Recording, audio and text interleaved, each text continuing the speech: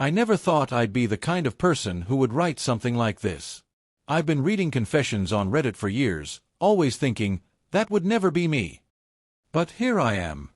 I found out my husband was cheating on me in the quietest way possible. No screaming. No dramatic reveal. Just his phone vibrating at 2 in the morning.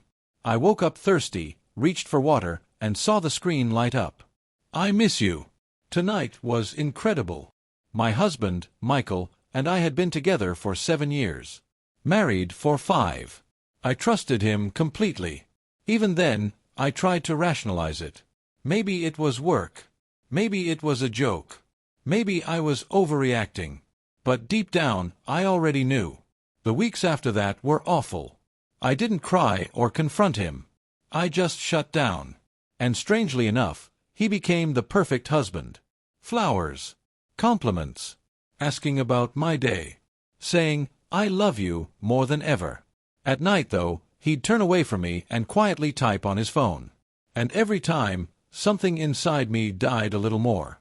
Hatred doesn't hit you all at once. It builds. Slowly. Every lie stacks on top of the last one until you can't breathe under the weight of it. The confirmation came from the last person I expected, his best friend, Alex. Alex showed up at our place one afternoon while Michael was in the shower. We made awkward small talk, and then I noticed the way he was looking at me. Not desire. Guilt. I asked him straight out, is Michael cheating on me? He didn't answer. He just looked down and stayed quiet. That silence told me everything. That night, I didn't yell. I didn't cry. I just stopped pretending. For the first time in years, I stopped thinking about saving my marriage and started thinking about myself. Michael kept lying. Kept playing the role of the tired, overworked husband. And I realized he wasn't going to stop. He wasn't sorry. He was just careful. A few days later, Alex messaged me. Nothing inappropriate. Just, are you okay? We met for coffee. Then we talked for hours. Two people hurt by the same man in different ways. We talked about anger, betrayal, and how confusing it is when the person who breaks you still sleeps next to you at night. I didn't plan what happened next. It wasn't some calculated revenge. It was exhaustion, loneliness, and the overwhelming need to feel seen by someone, anyone. So yes, I slept with my husband's best friend. There was no dramatic passion. No romance movie energy. Just honesty, warmth, and for the first time in months, peace.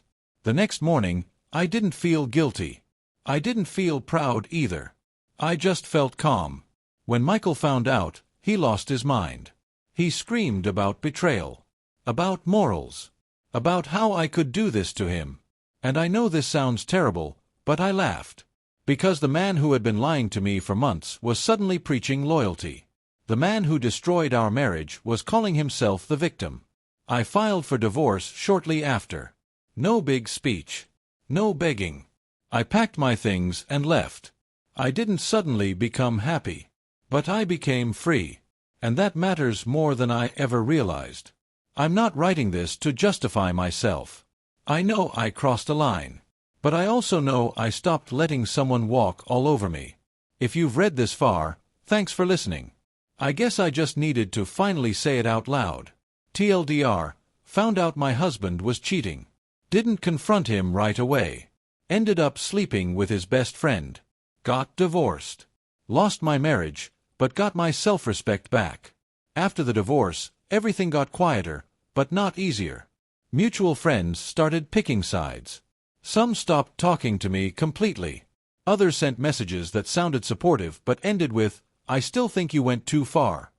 Funny how cheating for months is a mistake, but reacting once becomes a character flaw.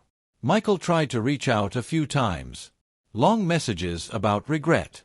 About how he never meant for things to go this far. About how I ruined everything by crossing a line. I never replied.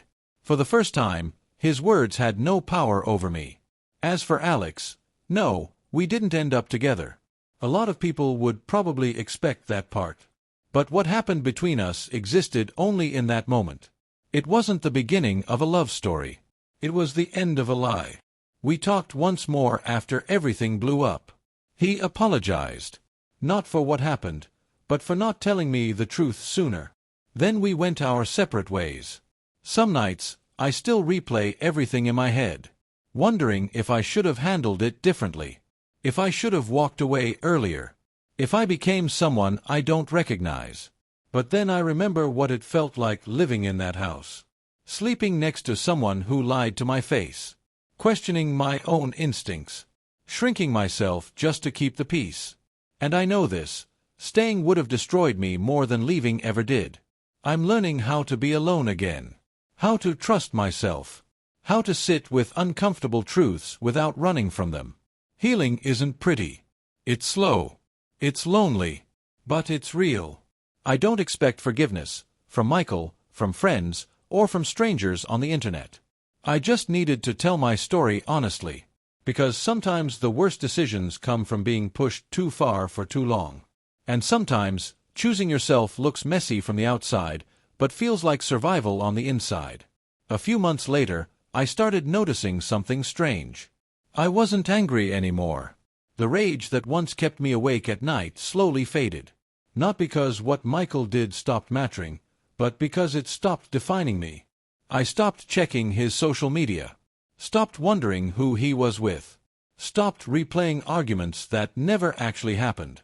One day, he showed up where I least expected him. Outside my apartment. No warning. Just standing there with that familiar look, the one that used to make me soften instantly. He said he missed me. Said he finally understood what he lost. Said therapy made him realize how badly he messed up. And for the first time, I saw him clearly. Not as my husband. Not as the love of my life. Just a man facing consequences he didn't plan for. I told him I believed he was sorry. And that it didn't change anything. That conversation didn't give me closure. It gave me confirmation.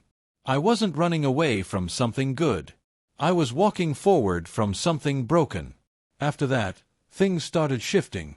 I redecorated my place. Changed my routine. Took a solo trip I'd always postponed because it wasn't practical. I learned that loneliness isn't the same as emptiness. Sometimes people ask me if I regret sleeping with Alex. The honest answer? I regret the pain surrounding it. I regret the timing. I regret that it had to happen at all. But I don't regret choosing myself in a moment when I had been choosing everyone else for years. What I've learned is this: betrayal doesn't always end a relationship. Silence does. The silence of pretending nothing's wrong. The silence of swallowing your instincts. The silence of staying because leaving feels scarier. I don't know if I'll ever marry again. I don't know what my future looks like.